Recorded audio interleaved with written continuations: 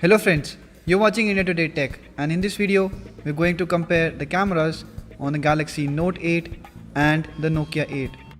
Both are currently the most expensive smartphones from the respective companies and pack top-notch camera hardware. But the Note 8 is much more expensive because of its bezel-less design, the S Pen functionality, and probably a full-blown IP68 water resistant.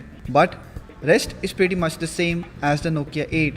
Both have high-end chipsets, have quad HD displays to boast at front, a very strong metal unibody build, and great overall design that is thoughtful and luxurious in their own right. Oh, and not to forget, they both have dual cameras at the back. First, let us compare the specs and then we'll take a look at how the photo from these two compare. At the back, Galaxy Note 8 has 12 megapixel sensors, while the Nokia 8 has 13 megapixel sensors. The dual camera setup on Galaxy Note 8 has different sensors and lenses. The main camera has a dual pixel sensor with big pixel size, a 26mm wide angle lens with f1.7 aperture, and a very fast autofocus. The second camera is for zoom purposes, which differentiates the Note 8's camera from Galaxy S8's. The second sensor has a different sensor with smaller pixel size, a 56mm lens, which actually gives you a 2x optical zoom compared to main camera, and an f2.4 aperture. Now let's take a look at the Nokia 8. The sensors are both 13 megapixel in resolution, but the second sensor does not capture colors.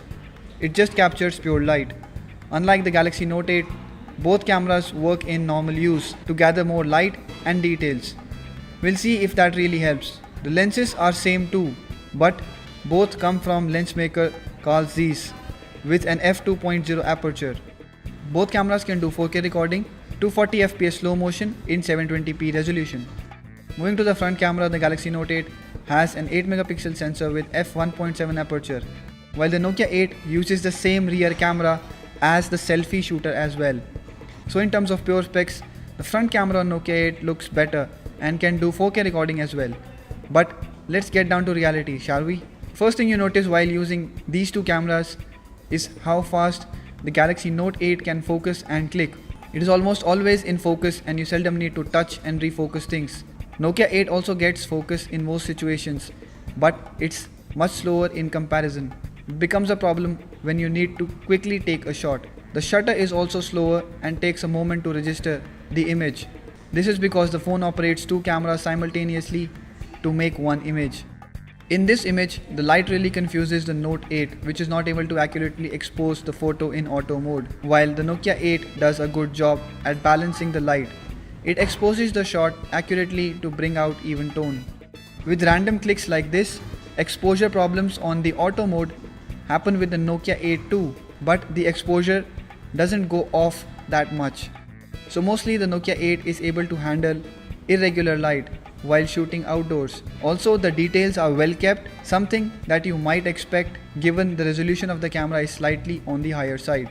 The difference is not always discernible, like in this shot, and sometimes it is also because of unclean lens. Both the phone cameras are protruding out of the camera body and there are bright chances of them getting dirty, but chances are brighter on the Galaxy Note 8. If you use the fingerprint scanner, which is just beside the camera, you end up smudging the lens. But it is not only the exposure.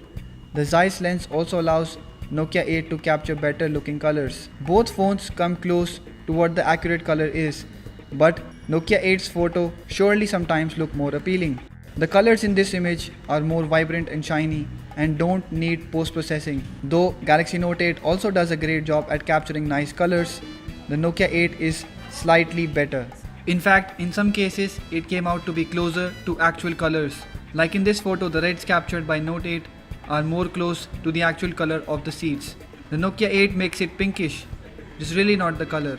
Galaxy Note 8's dual pixel sensor is more sensitive to light, and it clearly makes it a point while recording videos. In this 4K footage, the Note 8 captures finer details and more accurate gradations of light, which the Nokia 8 misses out on. Also, it responds a little late to changes in lighting conditions when switching from a brighter to a darker area, or the other way around. The change is also not very effective as the light still remains slightly uneven As you can see, some areas are overexposed. Having said that, Nokia 8 captures amazing details, which is very comparable to that of the Galaxy Note 8. On the other side, both phones cannot record 60 FPS in 4K, which the iPhone 8 can. In slow motion videos as well, the Galaxy Note 8 gets ahead thanks to a more advanced software.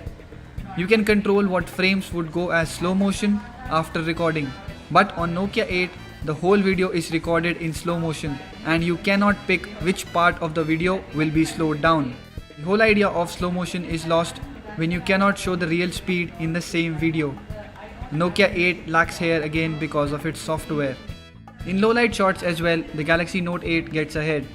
It captures sharper details and better controls the tone and color of the artificial light. Though with the help of its different color rendering algorithm, Nokia 8 manages to make the photos more vivid with enhanced color production. But upon a closer look, you will find that the details and object outlines are retained better on the Galaxy Note 8. Still, Nokia 8 does a great job for its price. Despite having two sensors though, Nokia 8 takes in lesser light compared to Galaxy Note 8. Clearly a bigger pixel size makes a lot of difference in the light intake. Two sensors help, but not as much as big pixels do. This difference is more readily visible with the use of flash. Galaxy Note 8's shot clearly throws the Nokia 8 out of the park. The details are well kept and the noise is greatly controlled in this ultra low light shot. The autofocus on the Galaxy Note 8 also works better in low light, while that on Nokia 8 stutters a bit unless you touch to lock focus. Nokia 8 loses all brownie points it earns with its vivid color library due to a comparatively slow autofocus. Now let's move on to the front camera.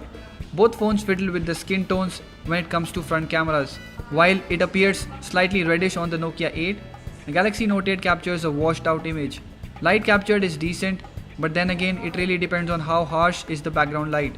Indoors, with even lighting, footage from Nokia 8 looks better. But due to lack of face detection, it is not able to correct the exposure according to the light falling on the face. This happens in selfies as well, and you are required to touch to focus and correct the exposure. In low light though, Nokia 8 captures better selfies. It obviously has a better resolution on the front camera, and if you have ample light around, Nokia 8 will take the cake. So this is the camera comparison in low light. As you can see, there are lights behind me, so let me switch to an area with more amount of lights behind me. And as you can see, both the phones are not able to capture great amount of details, but the noise is more on the Nokia 8. Also, the focus is not steady, and I can see it shifting on the Nokia 8, while the Galaxy S8 is able to keep the focus quite steady. The focus is quite funny, even in the low light. So overall, Galaxy Note 8 does a great job. Its photos remain largely unaffected with changes in light, and this is a big step for a little camera put on a smartphone. But for the price, Nokia 8 does a great job as well. Though it surely needs some advancement in its software to help it become more versatile, it is able to capture good amount of details and vibrant colors that look good in most frames. What do you think about the two phones? Let us know in the comment section below. To download and view the photos, click on the link given in the description. If you like this video, give us a thumbs up and subscribe to our channel to get latest videos as soon as they are uploaded. Thank you for watching.